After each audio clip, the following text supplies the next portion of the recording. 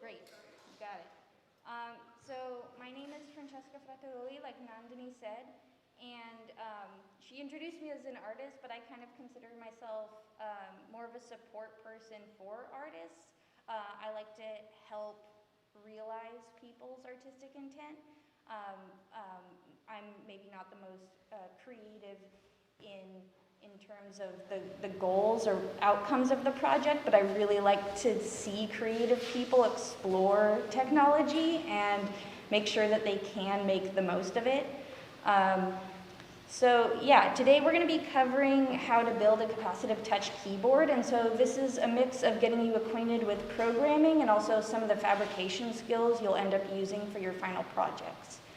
So I believe most of you, if not all of you, have had exposure to make code through the very first workshop yesterday, where you built a accelerometer-driven sound device, right, wearable. And I didn't get to see it, like we said, because the streaming was down. So if I start repeating things that you're already knowledgeable about, or if I'm skipping over things that you're like, hey, that wasn't actually addressed, please raise your hand, let me know. I should also say this is like the first time that I'm talking to like a classroom of people in like 15 months. So if I'm going too fast, if I'm jumping over things, if I'm over-explaining things, under-explaining things, please let me know. I want it to be kind of a dialogue. I know it's hard with the masks, it's hard to see like people's like expressions or concern. Normally I'd be able to be like, oh, looks like they're struggling, might slow down a little bit, but just try and be really vocal. If you have any questions about anything on the slides, or we built in some time, so if you want to deviate a little bit, if you want to explore something, we can do that as a group. Don't feel like you're taking away from time for something else. So yeah, in starting this was my first exposure to the circuit playground. If you want to switch over to the, great. Yeah, so I ended up building a capacitive touch keyboard based on the piano key necktie. And not that creative, I just had Mugatu in my head from Zoolander, if anyone's seen that. I invented the piano key necktie.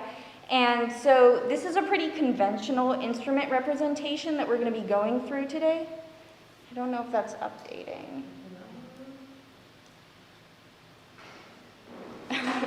Well, I can show it to folks in the room. I guess streaming people are going to miss out. But it's a playable keyboard, or wearable keyboard, I should say. And it there's 7 notes, and then there's an 8th one on the button touch sensor.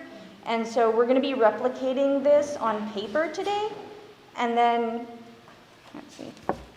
We're going to be replicating this on paper today, and then we're also going to leave some time at the end of the workshop to vary it up if you guys want to deviate from that kind of traditional music instrument representation. Because like, that's the cool thing about wearables, right, is it doesn't need to be limited to a traditional interface. So first things first, if you want to switch over to the slides. Okay, so from what I hear, what's already been covered is basic DC circuit theory, right? You have a power supply, it has positive, negative voltage. To get anything to communicate or to light up an LED, you have to put it in the path of that circuit. And you did so through creating a conductivity tester, which if you brought today is great. You can play around with different materials and make sure that your circuit is working with that tool, so that's pretty handy. Capacitive touch is a little bit different. You'll notice that if I'm pressing a key here, I don't know if you want to switch over. If you're touching a capacitive touch button, you don't need to close that circuit. You don't need to touch something else. You may have seen instruments that utilize more primitive or older microcontrollers where you have to have one hand on one button and one hand on another to close the circuit so it knows you're touching it. Capacitive touch works a little bit differently. Capacitance, in a very general sense, is the capacity to hold an electric charge. So human skin can both conduct and hold electric charge. If anyone's, rubbed their feet up on the carpet and then touched, static shock, that's because you have capacitance. So we're going to take advantage of that by using the analog out. Is this still not updating? Oh, it is. Great. Wonder if I can hold it up. Nope, doesn't work. Yeah, so there's 7 analog out pins on your microcontroller. And those analog, as opposed to digital, it's not just sending a DC voltage through, it's pushing through an alternating current. And the cool thing about that is capacitors interact with alternating current. And they generate their own unique kind of resistance called reactance, which modifies the signal wave coming back. And so it doesn't need to close a loop, it just needs to send something out, pull it back in, and see how that changed the signal. And so things have different amounts of capacitance. There's actually like a mathematical model called, for the human body, it's body capacitance, and it's like a specific capacitor value and a specific resistor equals a human. So if you ever want to test out human touch in a very theoretical way, somebody's done that. So different materials have different levels of capacitance. That's something to keep in mind, and that's why we're going to be calibrating, because we need to know like how much mass we have attached to this, and what material it is going to change how it affects the signal. So if you're building and you have your circuit playing, it's going to start triggering involuntarily unless you reset it, which we'll get to. Anyway, the cool thing is you're a capacitor, so it can sense you. I want to switch side. So probably the most famous earliest instrument based off of the principle of capacitance is the theremin. And I'll do a little cheesy demo here. There's modern ones that are ostensibly cooler, but I think... Can you give us a demonstration? This really captures what I think of when I think of a theremin. So moving his hand, there's 2 antennas. There's the bottom and then there's the top. And pretty much that's fantastic. The swan by Sense. I love it. He takes it very seriously. It's a very serious instrument. We're making fun instruments here. I guess they can be serious too. Yeah, so it was actually invented by Leon Theremin during Soviet research into proximity sensors. And so capacitance also can be sensed across an air gap, but it's a little bit trickier, more sensitive. This kind of interface actually approximates a little bit that glove that you guys were working on, right? Where, correct me if I'm wrong, you're modifying the pitch or rotation or speed of your hand, some variable like that.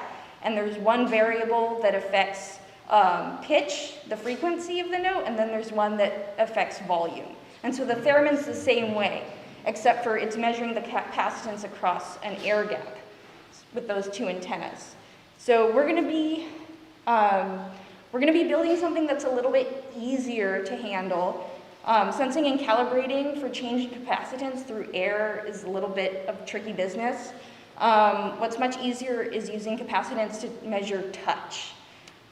So that's what we're going to be doing. And it's become increasingly popular to build all sorts of interfaces using capacitive touch. Your smartphone, for example, uses capacitive touch. And a lot of synthesizers, especially DIY or small production run ones, utilize capacitive touch to build really complex interfaces using only a couple materials. So here's an example. It's a little intense, so I won't make you listen to it too much.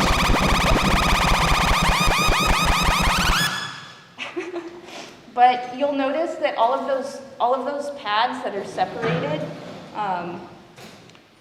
they all do something different. We're gonna be playing around with a more traditional piano model, but you can extrapolate, right? You could create a very sophisticated interface if you had the controller that could accept all those signals.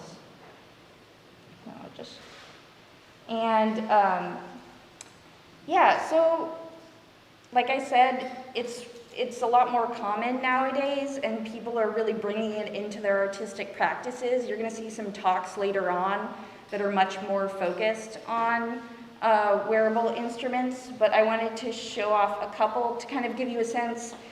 This is a really impressive one that kind of shows the full scope. They're using a lot of different types of sensors, not just capacitive touch.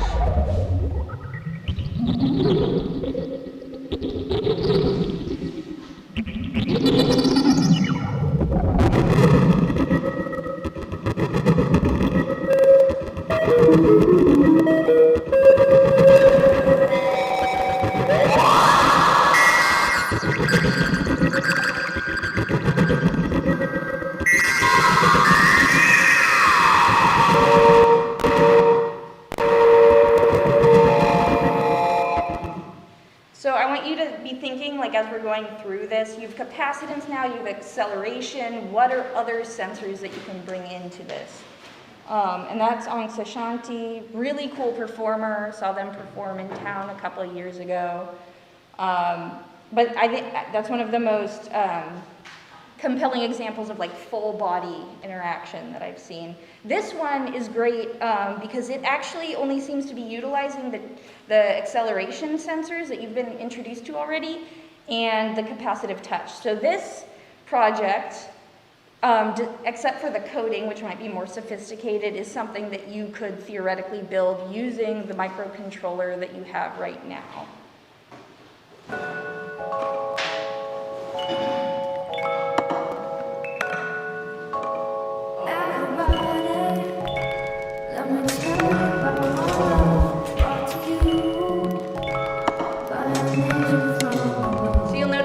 LEDs, there's capacitive touch, and depending on how they move their head, it affects the audio.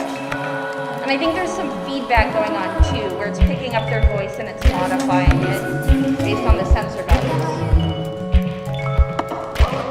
Anyway. And I can share all these videos and fun inspiration links later.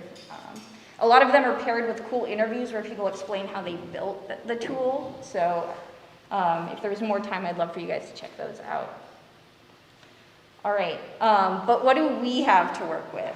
So we've all got the Circuit Playground Express, and it has some limitations, but what it's great at is letting you experiment because it has a little bit of everything, right? So it has 10 neopixel, those are outputs, right? It has a speaker, which we're going to talk about. It has a microphone. It has switches, analog outputs, which is what we talk about, that AC current. It can sense capacitance. It actually has, it has 7 of those and 1 audio out as well.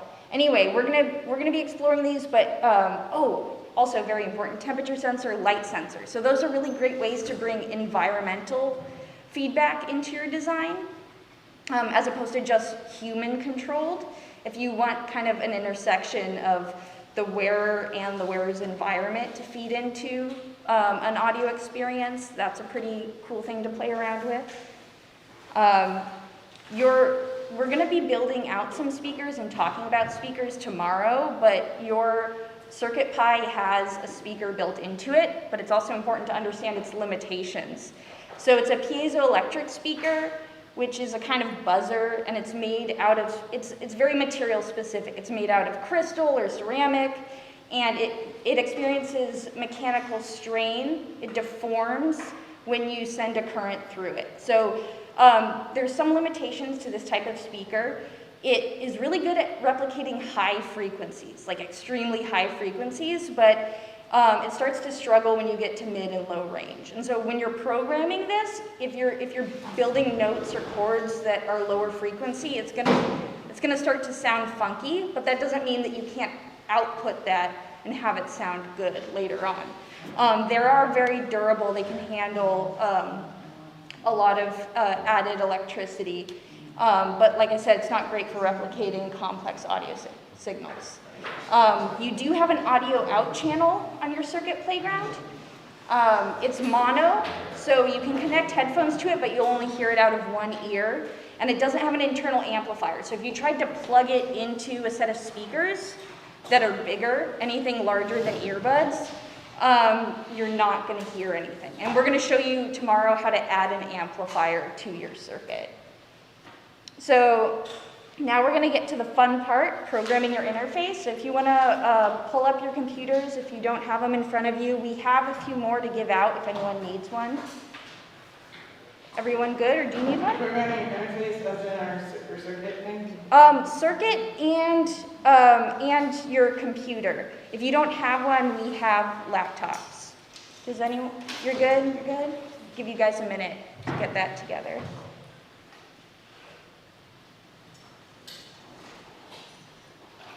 All right, so we're going to do a really quick review of MakeCode. That's the programming tool we're using, and it's browser-based, so you can go to makecode.adafruit.com. I can type that in. I'm realizing you don't. Can you repeat that, please? Yeah, it's makecode.adafruit. I'm putting it on the slides.com. So. And that should bring you right into an environment. If you have all your browser settings the same and you were tinkering around with it, your old sketches should come up as well. So, and I'm gonna come over to my interface. What's really cool is that, and you might have been introduced to this yesterday, but the fact that you can kind of simulate how your circuit behaves. It's not perfect in terms of when you're trying to play around with capacitive touch. You'll notice with your mouse you can't touch two buttons at once and see what happens. And so you can start out coding without plugging in your circuit playground, but I really recommend you kind of keep updating it and testing out how it works on the actual circuit. So does everyone have a micro USB cable and their microcontroller? Yeah. I have the thing, and I have the cable, but I don't know where it is now. Okay, that's cool. So I think I might just miss it. Yeah. We used this yesterday. Did we download it on our computer, or is it just a website? It's just a website. That's the great thing about it. I Yeah. just was like looking for it and I couldn't remember. No problem. I wish it saved. And you can always, even if you don't have your microcontroller handy, you can always save it on your computer and load it on later. So if you have a sketch that you're really liking and you're not sure if you're going to be able to use that computer again, make sure to download it somewhere safe. Okay, can you remind me what it was? Yeah. ADA. It's, here. It's makecode, one word, .adafruit.com.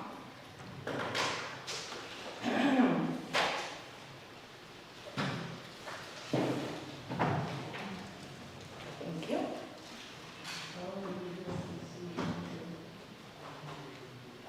Oh, and I didn't say this, but Darcy's here. She's familiar with these tools. And if you need any personal help, she's happy to come over. Just raise your hand, flag her down. Oh, do you have an extra cable? Is that what you're... But this cable will not work. Yeah, these laptops. Oh, You need a converter.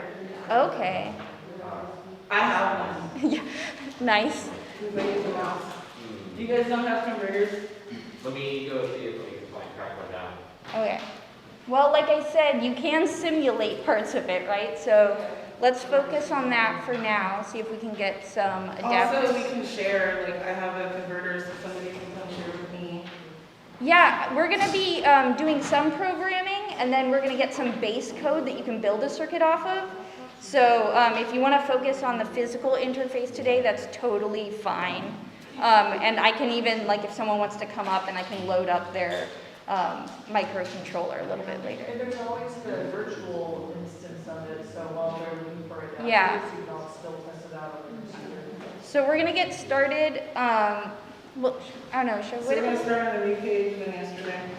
Yeah, yeah. So one thing that's a little bit different about about capacitive touch sensors, like I said, you need to calibrate them. So that's something that we're going to put in our startup code. So if you guys want to go to loops and then on start, let me know when you're all there so I can get us cool. Thumbs up is great. Not ready yet. Not ready. All right. Maybe if I Well, if you would, anybody can ask a quick question. Yeah. Does that capacitance change with like temperature and humidity as well? Well, yes. It's interesting. That's like a yes and but. Different materials are more or less sensitive. This is actually a big thing in like electronics. Is they keep playing around with different materials that are really good at trying to optimize making sure it holds a constant capacitance value for a given temperature. Yeah. But that's something that's cool to play around with. Like, for example, like water, not pure water, but you know, water with minerals and stuff. If your thing got rained on, that would totally change the capacitance. Maybe you want to have it play by rain. Maybe you want to calibrate it like that. I don't know. Maybe play a sad song when it's wet. Yeah. All right. Cool. So we're going to go to loops and drag out the on start button. And so everything that we put in here, it's when you reset your microcontroller, it's going to run this code, but only once. And so this is where we want to put our calibration information. And this is a good thing to remember. If your interface is acting up, just hit the reset button and it'll rerun that code. So we're going to go over to music and, or sorry, not music, input. Thinking music, but we have to do some things first. And find button, touch, calibrate. And pop that in there. So you'll notice you have all 7 pins. You're going to want to do this for all 7 pins. Oops. Yeah. And I mean, this is preemptive. You don't have to do it right now, except for we don't all have the controllers, so we might as well do that stuff. So we're going to put 7 of them in there? Yeah, we're going to put 7 of them in there, and then we're going to just kind of go down the list. Touched A1, touch A2. Copy and paste works in this application, which is great. It'd be really frustrating if it didn't.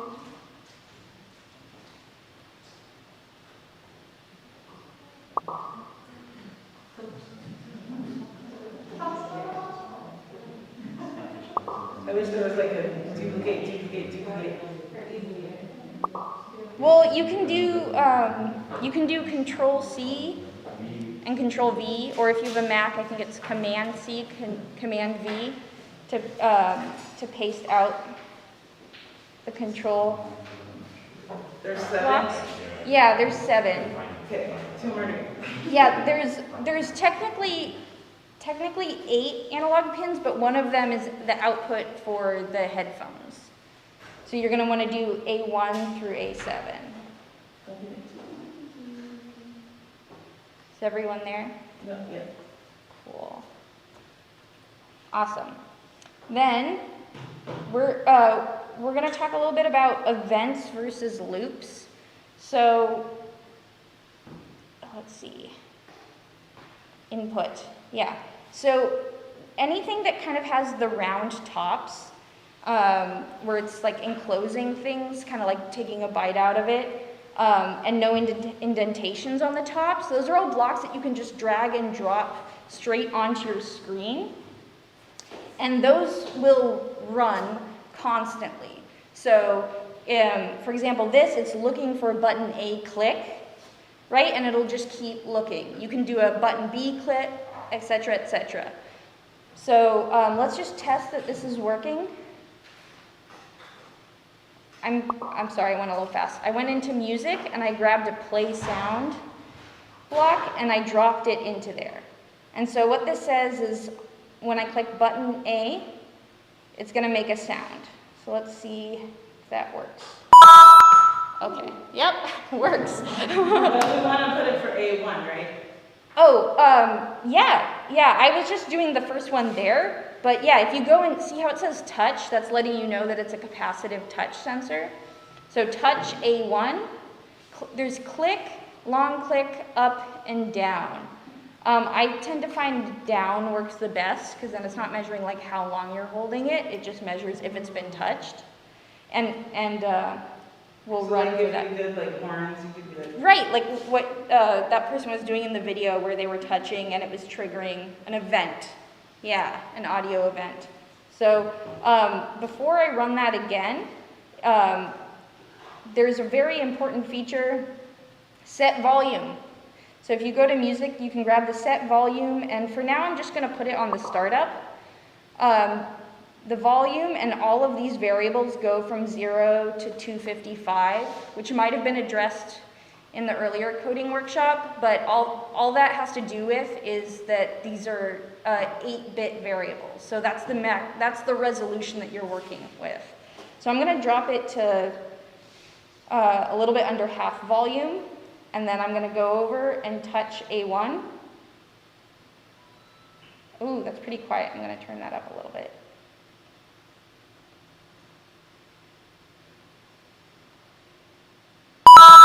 Nope. Okay, no. So your things are not that loud, so you don't have to worry as much. But with the interface, it's a little sensitive. Okay. I recommend for setting the volume to have it max if you're using the little piezo speaker because it's not that loud. The speaker? Yeah, if you're just running it straight through there. And are there people that are, how many people are still waiting on cable adapters? 1, 2? I've been playing around with this, so I'm happy to loan them Okay. mine for a little while, and they can have more fun messing around with the actual Great. thing on here. How'd you get yours to be, did you touch the simulator? Yeah, so you touch, it's funny, you have to actually touch the metal band part. It won't let you touch the center. I'm going to turn this down one more time. That looks like A7 to me. Yeah, the text is a little small. Oh, now it looks like a 1. Okay, I touched it, but it didn't make a noise. What was the volume set at? No, 49. Okay, that's probably a little low. It seems to not like it past a certain volume, at least on the simulator. Also, is your speaker on your Mac on? Yeah, that's a good idea. It's on, yeah. I'm hearing some badings, so that's a good sign. And I'm just going to show for people that haven't already loaded theirs on. You always want to look for either the green or red bands, depending on what version you have. Clicking the reset button switches it between load mode and working mode. So I'm going to load this one on. And you can download it and drag and drop it, or you can just click save and save it to C Play Boot directly. So it doesn't actually end up living on your computer. If you want to make sure you're saving your sketches as you go, though, I recommend downloading it and then drag and dropping it. Okay, and it says error, but it doesn't know what it's talking about. So now if I press like A4, nothing should happen. If I press A1, yay, success. Okay, so we already kind of did this. We wrote a program that set volume to maximum. I would actually recommend that we set it to maximum and play a single note to make sure that your board is actually working, but if you were at yesterday's workshops, you know it does. All right.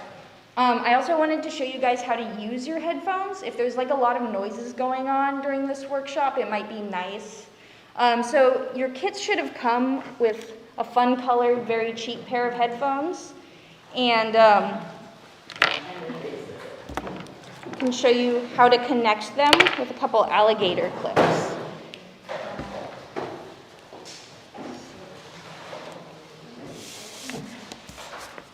Oh, I didn't get any.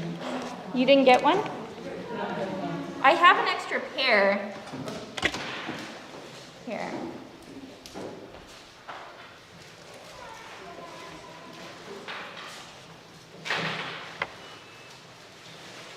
I like hearing those chirps. Yeah, you don't have to use the headphones. The one thing that's, actually, this will work better if you want to switch over to the, yeah, it's easier to see. So you're going to have to connect the center pin with an alligator clip and connect that to the ground pin on your board. And then you'll notice that there's a few different bands. I would pick the very back one. That's only one of the audio channels. You see there. You might have 4. That's okay. One of them is also a ground. Does this make sense? We have to go down a little bit. Yeah. Good. Learn from you. What is the name of the other, it's ground and what's the It's other? ground in A0, which is the 8th analog pin that we, yeah. Yeah, I tend to like accelerate. Oh, because I'm kind of fiddly in here. Yeah. Which one is it? Down. Sorry. Don't apologize, that's the whole point. I've got it programmed in here already, so Yeah, that's the thing with these workshops is that we're reusing the same control board, and if you're like getting an idea of a project you want to do, it can be kind of frustrating. They're so easy to swap out for Yeah. programs, so. All right, and you can test that out. Let's see.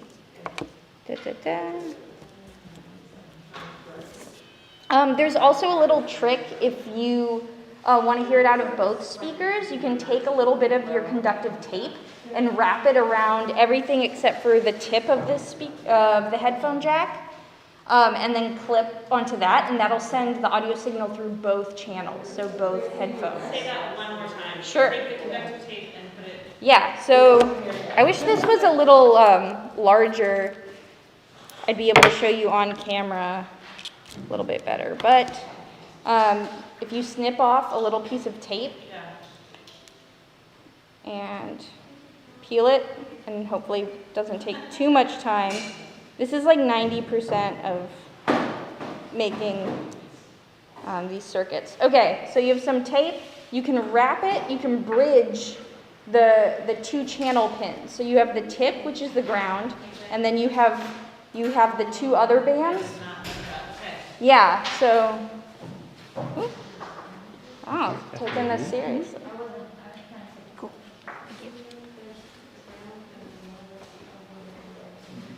So you want us to put the tape on? If you want, otherwise it's only going to play out of one headphone. I'm sorry to ask you, but where do we put the tape? Yeah, I'm trying to, it's very tiny.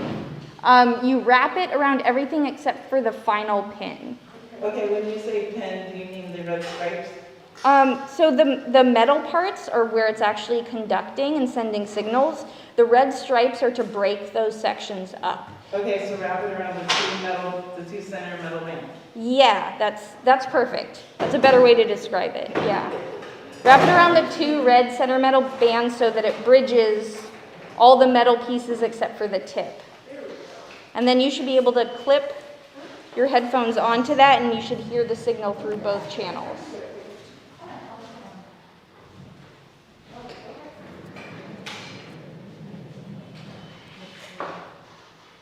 And are we like folding it over and taping it to itself? Or are we only doing one? Yeah, you can wrap it. It's easier to wrap it, I think. Anyway, if you want to switch back to... And I should mention, if you had your volume at 100, you probably want to drop it down a little bit. The headphones are much louder than the little piezo.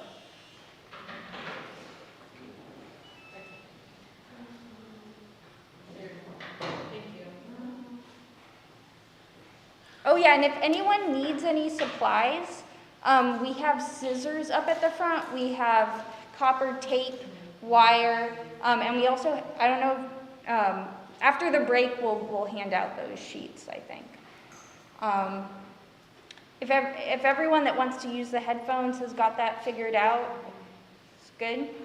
So what do we do with the tape now?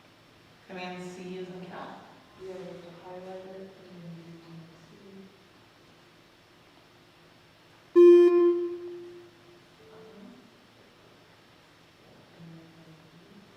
Thank you. I'm still used to PCs. Okay.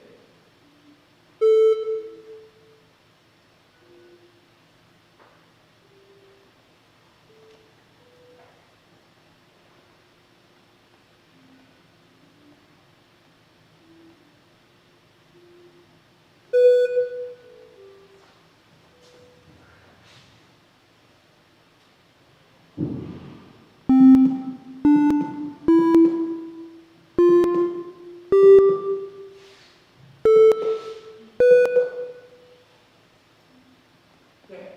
You went this way, right? Yeah, C, D, E. C, D, E, F, G, A, B. So if you open up the keyboard and just move one note over each time, you'll build it out. C.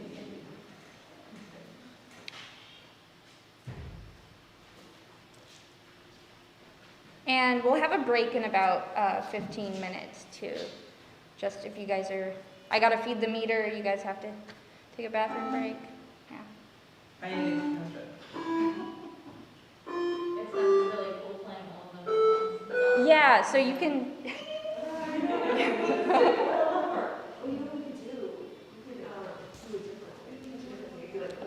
so these aren't polyphonic, but you guys all together are polyphonic, so. Yeah, and it's just, it makes sense, great, but it's awesome. Yeah.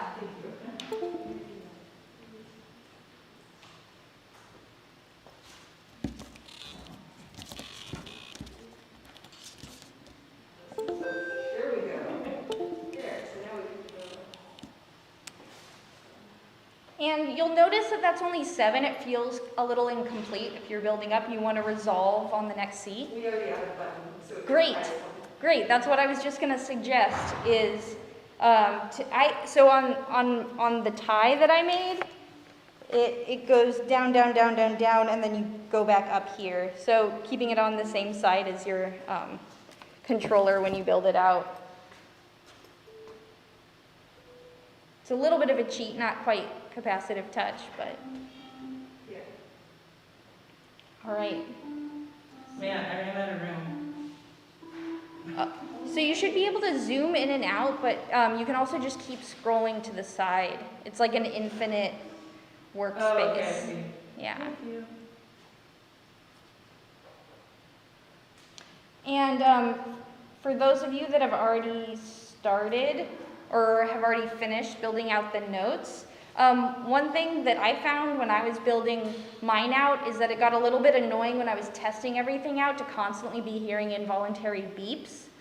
And so what I went ahead and did is I made an LED light that's next to each of the pins light up when I hit that capacitive pin, so that I can turn the sound off and test it out at the same time. And so how I'm going to handle that is right now the volume is set at a constant value.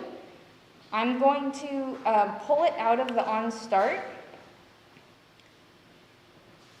and I'm going to, for input, the on switch moved left. I'm going to set the volume there. Oops. And on switch moved right. I'm going to set the volume to 0. So now I have my little switch on my microcontroller can turn the audio on and off.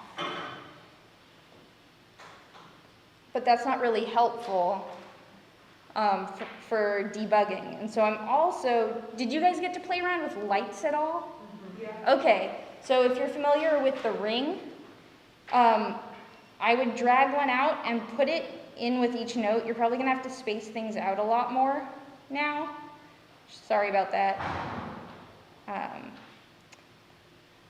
You're gonna put one in each thing? Yeah, so I'm gonna have kind of a color and a location correspond with each For simplicity, if you just want to have a random one light up, but it's also kind of cool to put it, associate it with an LED right next to the pin so you can kind of see going around. Another thing you can do with that then is you can program a song using lights and then follow along if you wanted to have some like tune training, I guess you would say. So I'm going to have it light up when I touch A1. And you guys are already familiar with the color picker. You select the light that you want. I'm going to turn them all off except for the one next to A1. And I'm going to make that green.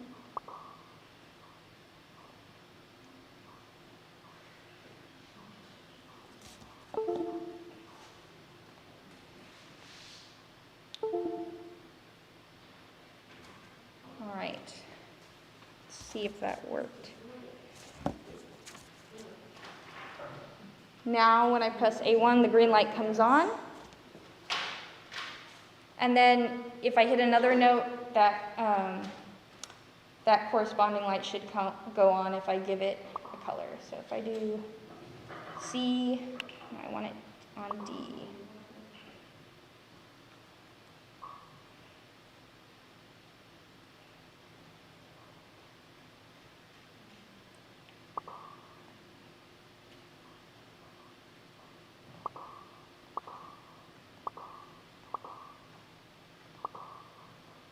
All right.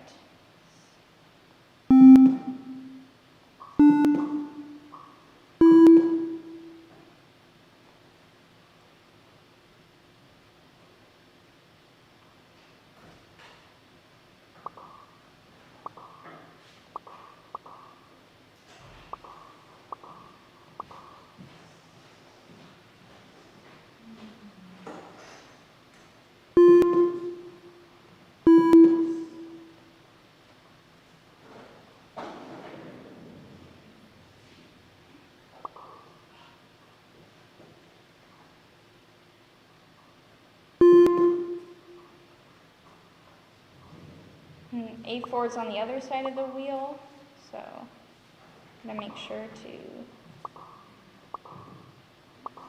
represent that. Move that up.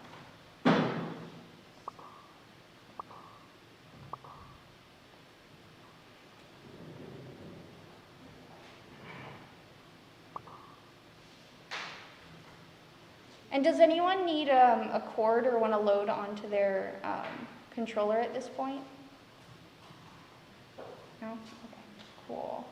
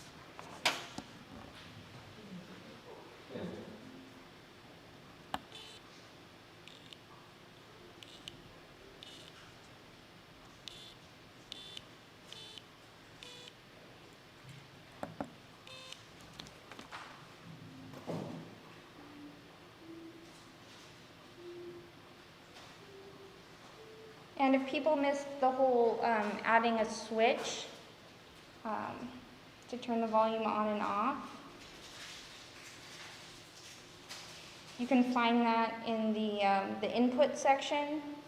On switch moved left and on switch moved right. And then you can put a volume value associated with each of those switch positions. What would be the switch? The switch, oh, good question. It's really tiny. It's right here. If you can see, it's a little bit below the center of your board. And it's a little tiny toggle, like super tiny toggle. That black thing? Yeah. It slides left and right? One of them does. Oh, that's interesting. Yeah, so you can use that to turn things on and off. I put mine set so it just turns all the audio off if it's on one position.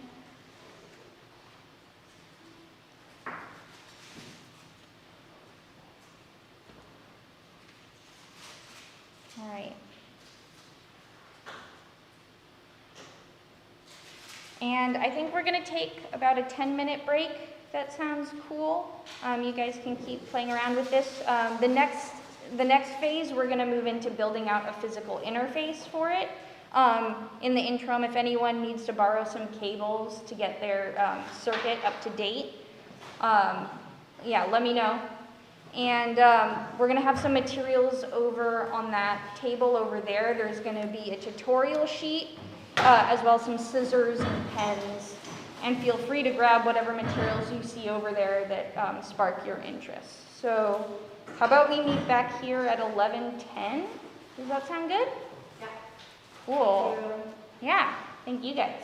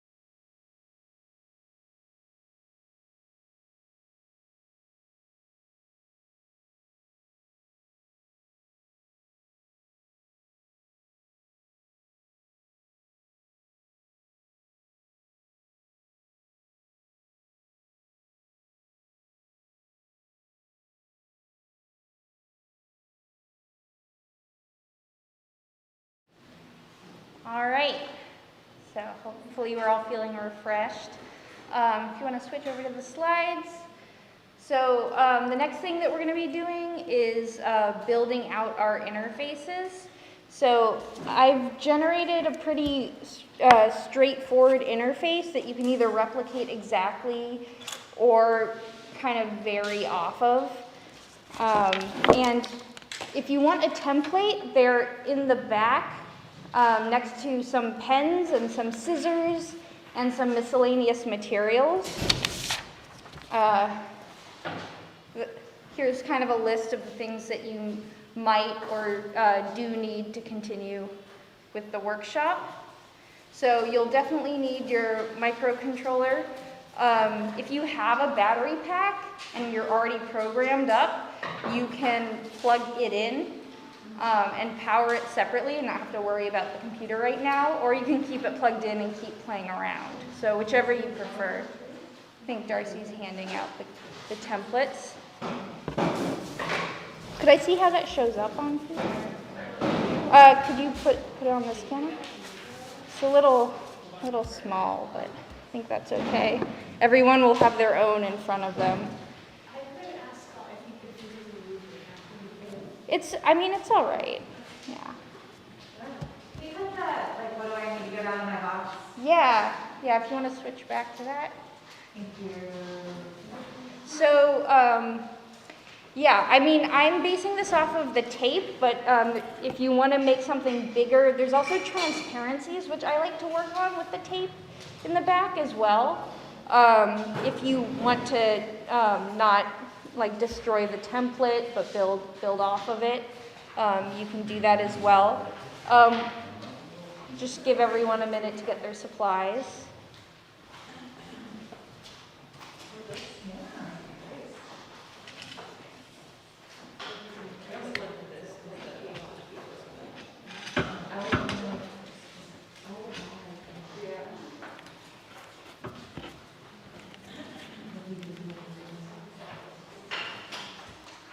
Cool.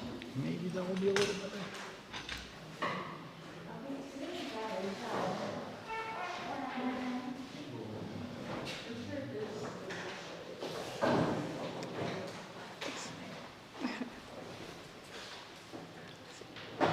Is it invertible? Sorry? Is it invertible? Not easily. It's not a big deal. It is if you do it. Right. Invert it. Yeah, I can invert it. That's easier.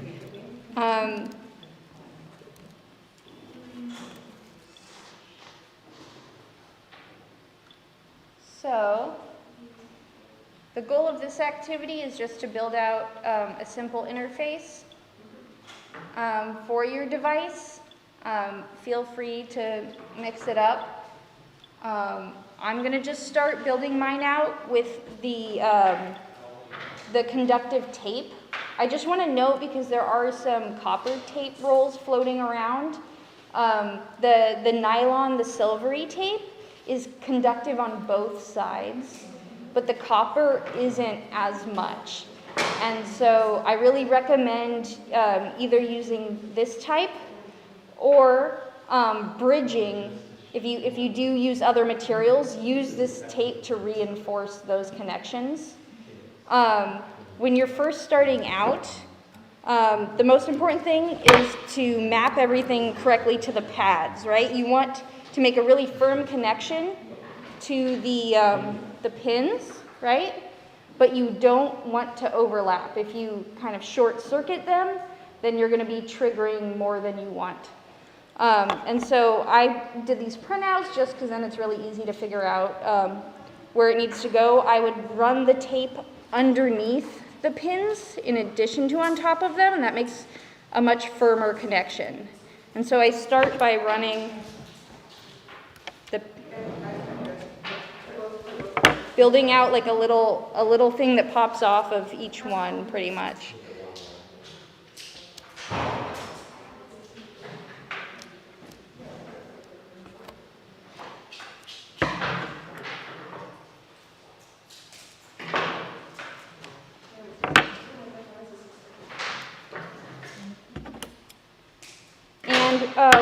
these tracers are built out so that you have enough room. If you're using thicker materials to make your traces, you're gonna need more room.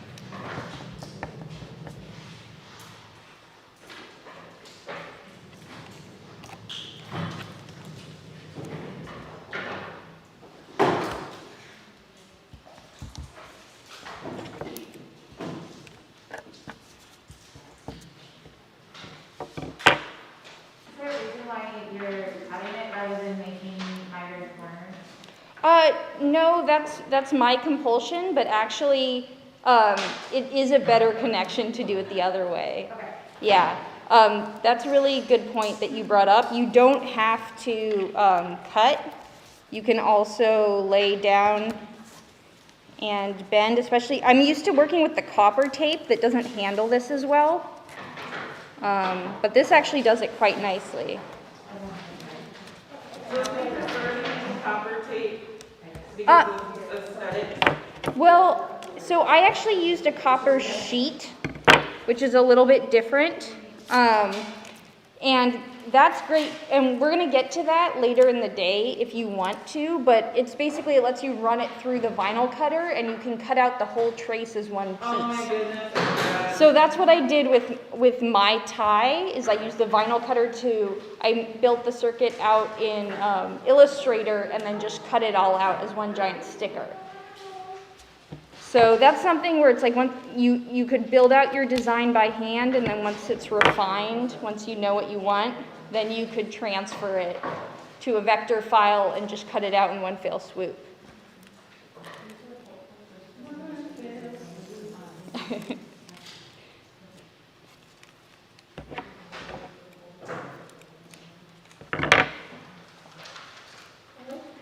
So you have the paper underneath and the plastic on the top, and you're doing this on the plastic, or are you doing? I'm doing mine directly on the paper, but I figured some people might not want to do it on the paper. They might want to transfer it onto something else. If you have fabric, you can do that as well. It's just giving you guys a place to launch off from.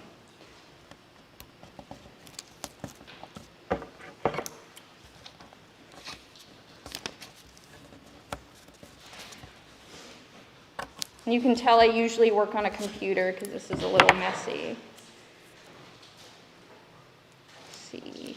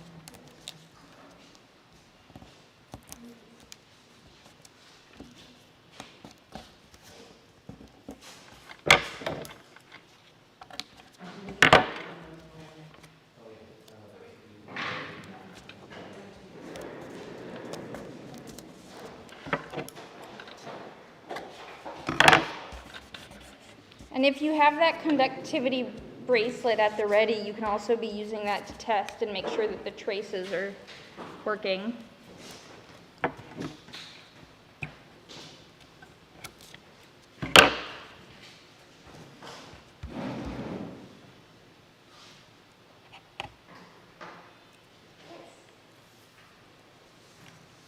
And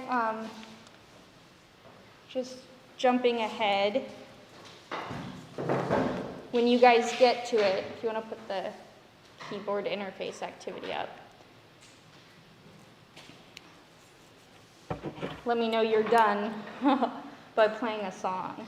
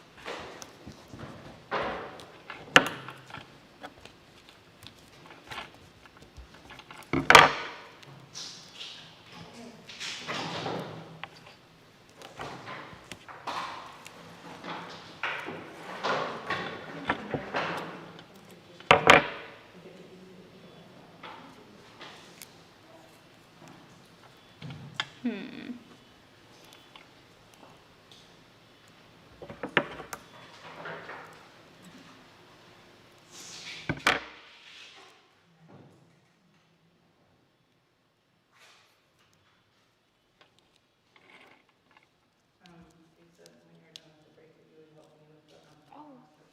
sure. So I got all the, I had that program removed because I was still doing all that and we kept going back to get more listed than I knew. So I need to do an input search. So input. Yeah. So you would do, first you would do a input. Oh, I was Switch move left. yeah, I wasn't sure what Okay. that was. And so you can put the volume in there, and then I would copy that. I want to make it fuller. Well, so you're gonna have two. You're gonna copy this whole loop, and you're gonna get one for left and one This for loop? right. Okay. Yeah, the switch loop. Okay. Control Z. Command C to copy. So click the pink block, control, or pink one, sorry. There. And then just switch that from left to right, and then turn the volume all the way down. So now you have a volume toggle. Okay. You can also, well, not elaborate, but you can also set that to a variable, like if you wanted the light sensor range. Very good approach on that. Like I knew I Or like shaking it. Yeah, so you can put different things in there. Yeah, I forgot the one we did yesterday. It was like one of these sensors to shake it.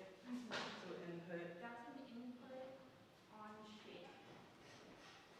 So you could have it where it only plays when it shakes, or that might be a little tricky. So that's a pain in the bit, so you can't put it aside. Yeah, I don't think I'll even. But then, okay, so what were you saying is these, Oh, turn them off. That's off, right? yeah, so I would copy one that's on top element, and then, you know what I'm saying, instead of starting with one. It's that's okay, on because I the already did it. Okay. Yeah, you guys talk really fast. All at once. Yeah, I'm also talking a little bit faster than I know. you're nervous and you're being recorded. I get it. So, what's the goal here is each note has a separate color. Yeah, so like seeing where that plays. So say like on the board, if you hold it the other way around, where see that corresponds to that, the input. And so if you look and you're like, okay, well I'm doing A1, which is here, I'm going to turn that light on. And it's a way for you to turn the audio off and still see which pin is getting triggered. Okay. So A1. A1, and then So like A1. maybe around here, right? Like looking at where it is relative to the base, like that. Here. I would do a little bit lower. I would do that one. They don't line up perfectly. I know. It's a little annoying. Okay. Yeah. So A1, and then And then just you do can it all around. yeah, you can pick separate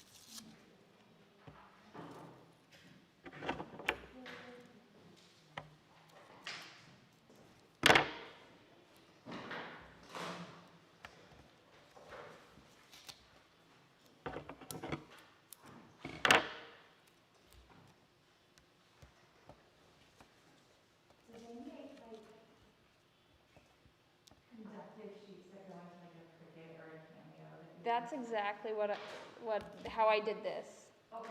It was on the Cameo. Okay. Yeah. Yeah, she said the copper sheet. They actually, Laser cutter, so I wasn't sure if she. oh, did I say laser cutter? Laser thingy, or just No, yeah. You can get full sheets of this conductive fabric. It's just literally 10 times more expensive than the copper. So it would be great if you knew you were gonna put like a circuit on a shirt or something maybe.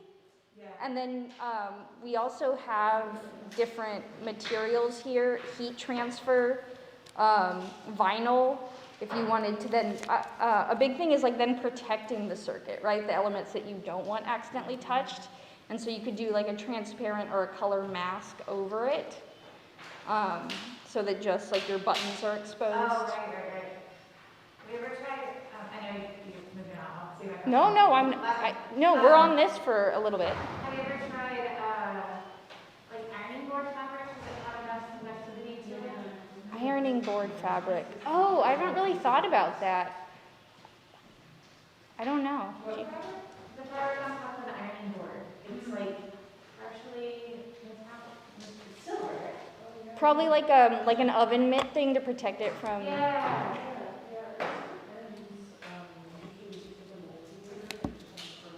Yeah.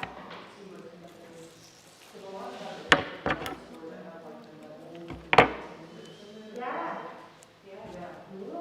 And one thing that's nice about capacitive touch is like LEDs and stuff, you actually need to get a significant amount of electricity to them to light them up. But for capacitive touch, you just need to be able to like mess with the signal a little bit. And so there's some materials that like for example, if you guys have ever seen those videos where they turn like pieces of fruit into an instrument, because they have moisture in them, they conduct like human skin. You can play like apples and things.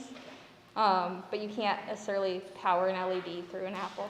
Although, I think I did see a lemon clock once and a potato clock. They have a high enough moisture content. Where are you, A6? I can't find you.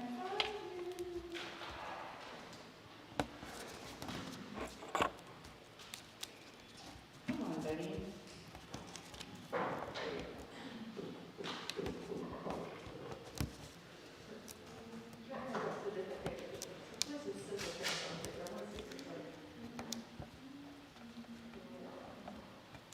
So if each button is a note, you can just play music by touching the edges, that's what you're doing? Cool. Yeah, you don't need the interface. With something this small, it doesn't make as much sense, but if you scale it up to, imagine if you're trying to make a wearable where the contact points are spread out all around your body, then you want to be able to build off of the board. Page 7.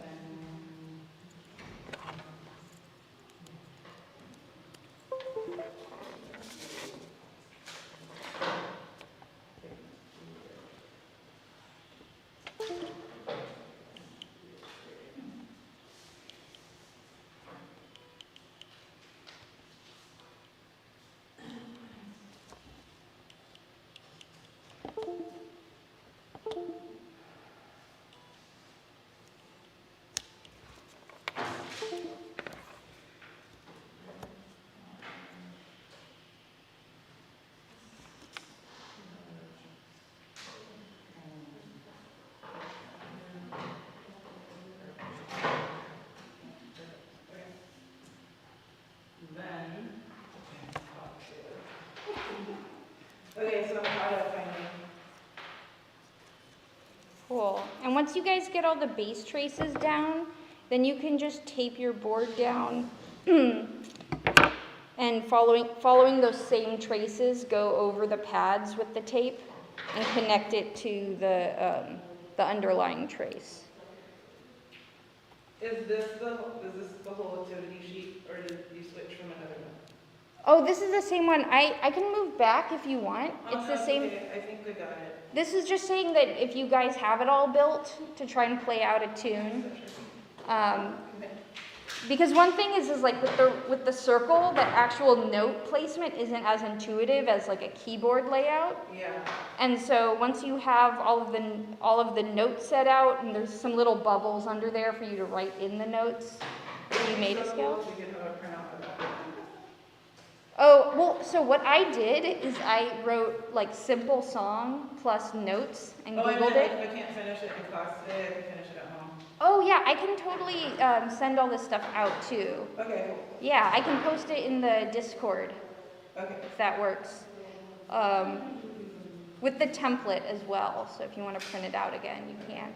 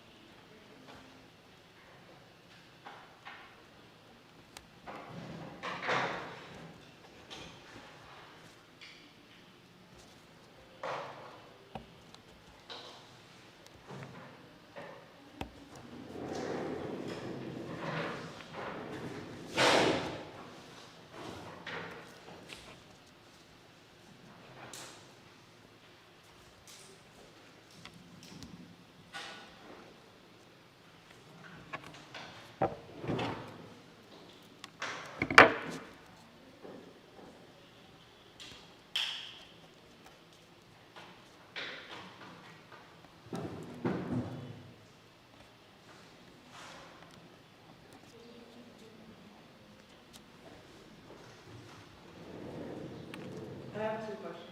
Yeah. Um, Should I come around? One of them is, sorry, I have 2 questions here. One of them is,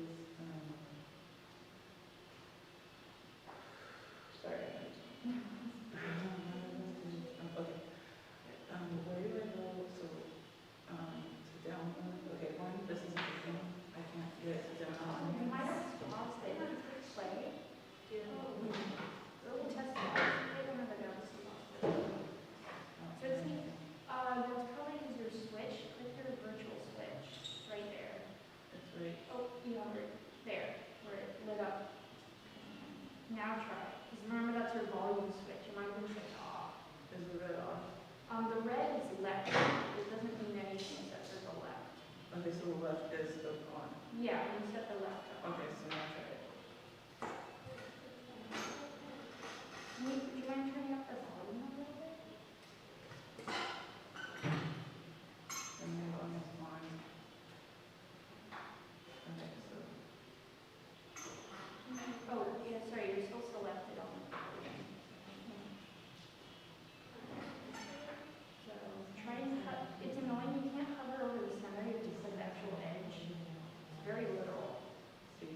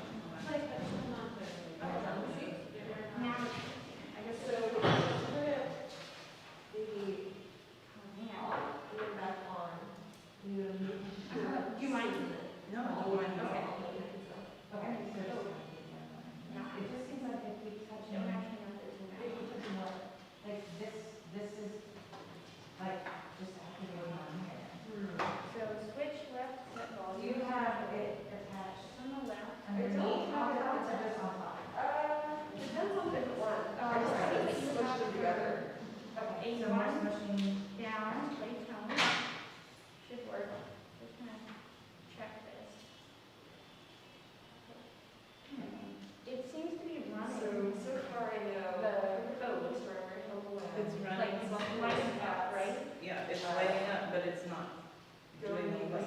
Why don't you try loading it onto your, Okay, that was my second question. Yeah. So yesterday,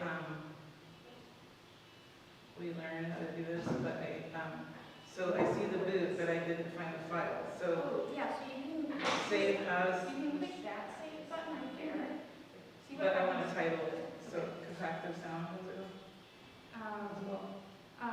Yeah, however you want to call it. Yeah, what it has is also. Oh, I type it wrong all the time. Oh, it's right there. Yeah. C-A-P-A-C. ACITIVE. I-T-I-V-E. Okay. I was gonna say though, when you drag it onto there, it doesn't save the Yeah. name, so. Yeah, I don't want to do it that way. I want to do it Yeah. that way. Okay, so save that. So now I can find it, I believe. Okay, so, it's right here, right? Yeah. But it's also here in downloads. And then it just gets something At least it was yesterday. Why don't you try saving it a different way? Yeah, it's confusing for me to do this. I was just, so it's hard for me to find multiple ways to do things. Okay. So that's what I always forget. What I wasn't sure about is if you download it there, if it saves the name with the file or It not. did, it saved it with the, Oh, okay. it's just that, okay, and then, Over there, if you right click one of those, come back. okay, so, I think that worked. okay, so then, in order for this to download it onto here, what do I do now? You already did it. You dragged and dropped it. That was the, Where did it go? that So it it's right should be here? on there. Yeah. Okay, so touching it, but I still don't hear any sound. Oh. Well, you have the, yeah, well, I think that did it. Okay, hopefully it's not too loud now. Still no sound. I have a short circuit, I think. Oh. It's probably from this tape. Oh, there it goes. yeah. It's clicked on. Now that I'm not touching it, it works. It's working now. A lot of this stuff is pretty finicky, you'll find out. Oh no, I was just learning something new. No, I mean for me too. Just like these circuits are kind of finicky. You hear that? Yeah, it's gonna ruin it.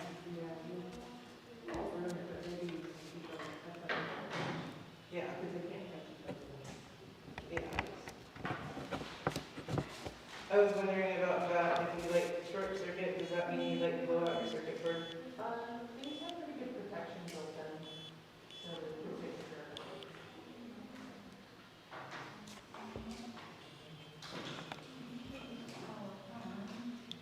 I'll just redo it.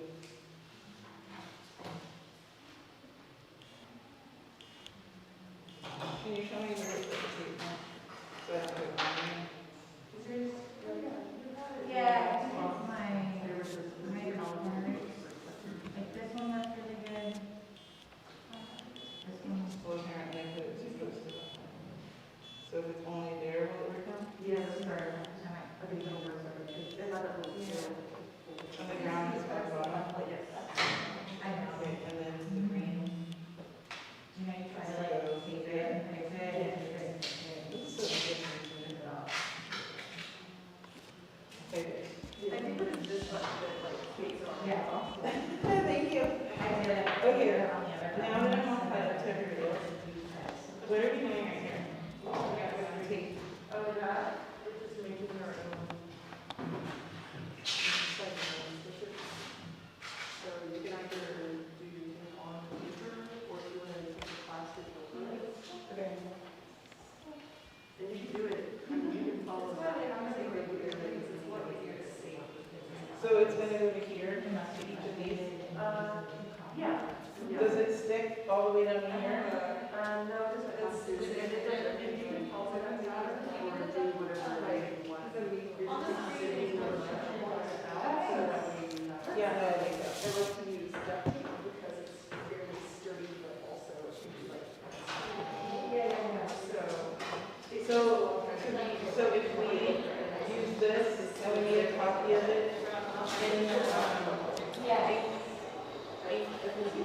Whatever that program is. That's cool. Okay, so I just wanted to go over a little bit of a brainstorming activity with you guys. Since you've all kind of gotten the overarching theme, I was hoping that we could do a little bit of ideation, and I just wanted to kind of go over some fabrication and design considerations for when you get to your final wearable project. So if you want to switch over. Okay, so we built a pretty straightforward interface today, but I want you guys to think a little bit more broadly about what kind of experience you would want your user to have if you were to build your own instrument, whether it would be a full body, multiple physical styles of interaction. Here we were just using capacitive, but you also experienced different sensors with the wearable glove workshop. Maybe you want to factor in some environmental or human responses. We didn't get into the light sensor today, or the temperature sensor, but those are inputs just in the same way the capacitive touch buttons are. And so I wanted you guys to take some time to think about what kind of interactive instrument or wearable you would want to make. I know that this is kind of the overarching theme of the workshop, but we're not necessarily quite there yet, but I wanted to give some space for people to kind of think and share ideas. I thought it might be helpful, especially if people are still unsure of what they want to make. And this can be like a drawing exercise, or you can talk with folks. It's not really specific. I know some of you guys already have ideas, and I think sharing them out, if you want to find a partner and talk it through. I also get that not everyone wants to have like a forced social activity. So I just wanted to go through some considerations before you do that. Thinking about collecting materials and experimenting with them. You're always going to have a base material that gives the structure of the bones of the instrument. You're also going to have connectors, electrical and physical. That's something to think about. Buttons and triggers, the material and geometry will affect how well they work. This is where like a lot of the unpredictability comes about, and that can be desirable for certain designs, less so for others. Another thing is to think about what support elements you're going to have, because it's not just the interface, it's connecting to the microcontroller, which is connected to a battery pack, and where that lives on you in a way that it doesn't get damaged. These are all things to think about when considering what materials to use. So all conductors generate some reactance, which is why you need to calibrate your circuit to ignore the conductive materials you attach. We kind of went over this already. If you have a really small baseline capacitance, it's going to be really sensitive to any movement or contact. So we've been focusing on physical contact capacitance triggers, right? Touching keys. But with certain delicate circuits, you'll actually start to see that same kind of theremin effect where just getting close to the circuit triggers it. And that might be desirable. So one tool that I found actually works really well for that is Conductive Pens. They tend to be very sensitive, and you can draw really complex traces and hover your hands over them, and it gets a little wonky. I discovered that that wasn't the goal of what I was trying to design, but I was like, oh, someone might appreciate it. So there's actually some conductive ink ballpoint pens in the back. If you guys wanted to play around with that a little bit, and we'll have them later on. But thinking beyond just the fabric tape, you've got foil, you've got larger metal objects, you've got water. I don't know how elaborate you want to get with things, but just kind of thinking creatively about what can be a contact. So this is another optional if you don't want to converse about things. I really encourage people to go into the back. There's also some miscellaneous like copper scraps and stuff, adhesives that you could cut out and use as pads. That's another thing. Jewelry too. Ooh, and jewelry? Yeah, so really starting to think about and testing out what triggers it. Some materials are better than others, or more or less sensitive than others. And so feel free to play around and see what triggers your circuit. Yeah, and there's a multimeter too to test different things out if you want to see if it's conductive and if it'll work. Yeah. Oh yeah. You could use the multimeter to probe around. Try it out. Yes, yeah, there's materials that don't work great for regular circuits, but they will work for capacitive. So thinking about also where those sensors need to be placed and what materials you would want to use to get it there. Sometimes it's nice to have an organic interface made with the copper tape or adhesive, or the fabric, but you might want more solid wires for durability. And so things to ask yourself: how much control do you want? Do you want to have full control over which note is played, or do you want some organic movement to trigger things? And so thinking about materials that might fold up on themselves and change their capacitance. Again, like I said, it's not just the material type and size, but the geometry that can change how it triggers. Another thing to consider is, this is a wearable workshop where like clothing and electronics don't usually mix well. And so thinking about, is this something that's going to need to be washed? I did a tie because I didn't want to have to worry about that, right? But if you were doing something like a hat or a shirt, something that might need to get washed, that's another consideration for what you'd want to build your circuit out of and what aspects of your circuit you would want to be removable. And so you've got those snaps in your kit, those little connector snaps, like pearl snaps, without the pearls, and those are really great for this kind of stuff. You can even use those to complete the circuits as well. So you could build out a circuit on a piece of fabric, have it lead to the snaps, and have those snaps close that circuit. Yeah, so really thinking about how all the elements are going to be placed on your body. They don't all need to be concentrated and in the exact same space like we're doing here. You can get really, and somebody asked on the Discord about like how long, yeah.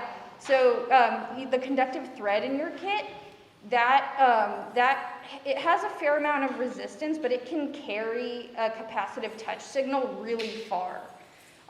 So if you wanted to be able to touch your head and have your shoes light up, you could make that happen. Another thing I'll say is, it's nice to make things compact, but you really want to make sure you're leaving room so that your traces don't bump up against each other. You could use separating material. You can use bridging material where you put something non-conductive in between them to kind of save on space, or you need to really build that into your design from the start. Would you say like 1/8 of an inch, like if you were plotting things out, or 1/4 inch? It's not so much, it's really whatever you want, but as long as there is a gap. But there can be some interference though. That's something that you might like or you might not. So spacing things further out will ensure that there isn't any kind of cross signals, but also thinking about your material. So if it's on a stiff thing like the tie, those aren't going to really fold over and touch each other. But if you have a circuit in a piece of clothing that's going to move a lot, it might create involuntary triggers. So you want to spread things out more. One thing I really want to impress upon is like the most important thing is the connection point between your traces or your triggers, your buttons, and the actual controller. Because if that's not secure, nothing's going to get through. And so you can sew it in, but and you can use the conductive thread to do so, but especially when you're connecting two different types of materials together, that's usually where you have a problem. So for example, with the copper trace and then the conductive thread aren't really going to want to play that well together. They're not going to seat really tightly. And so I would coat things over with the fabric tape, or like tomorrow we're going to have a soldering workshop. And that's really how you make secure, permanent connections at critical junctures. Yeah, so check out tomorrow's soldering demo. General build to last tips: use flexible, durable materials around pivot and pinch points, anything that goes like maybe an elbow. You're gonna wanna use conductive thread, fabric tape. You can use that stuff in that region and then go back to your desired material. Use stranded wire if you're using wire so that it doesn't break over repeated use. You wanna place stiff and fragile materials in locations that don't bend. So think about like if you want something really visually impressive with like the copper adhesive, that stuff's a little fragile. I'd put it on your torso or on like the meat of your leg, somewhere where it's not gonna move around too much. Like I said, solder critical connections and mask over regions you don't want to conduct. This afternoon around 2 to 3, we're gonna bust out the vinyl cutter and show you how you can cut traces. You can either, we have a scanner so you can hand draw these circuits, like with a Sharpie or some high contrast material. We can scan it in and cut it out. Or you can, like for example, the image that I used on the templates, you can find and easily download it and then pull it into a vector software, of the circuit playground. You can pull that in, build the traces off. That's what I did for my tie, which I actually haven't worn at all during this, which it is a wearable. Should be that wearable. is cool. And it has a magnet in it. So the second half of this is the speaker workshop tomorrow, where we can show you how to play an MP3 player through a speaker that you either make yourself using hand tools or digital tools. So we'll show you how to make these style of interfaces. They look pretty sleek, and you can do a lot of the design digitally. So if you're at home building things out, they're also great because if you want to make a mask, I just pull out that vector file, and you know, I could maybe make it the same, like make the traces the same in the vector file, but like a little bit thicker, so you can see the pattern, but it protects it. All of those are options. And so it's a little bit of free build time. I think we're coming to a wrap, however. Tomorrow we're going to be introducing soft speakers and amplifiers. And I'm just going to leave this up here for folks. If you are really interested in the sound element, there are better controllers and programs for getting the most out of your circuits. So your interface could be reconnected to a different circuit or a different microcontroller that can play wave files. This one can if you program it with CircuitPython. And Teensy has a really cool audio library and a user interface tool similar but not as sleek as the make code. So I'll leave that up there, but I encourage you guys all to check those out, and I will post all of my slides in the Discord if any of you guys want to follow the links or check out the templates. But thanks for playing. Thank you. Yeah. Cool. Cut you out. Oh, didn't even, let's see, can't see this.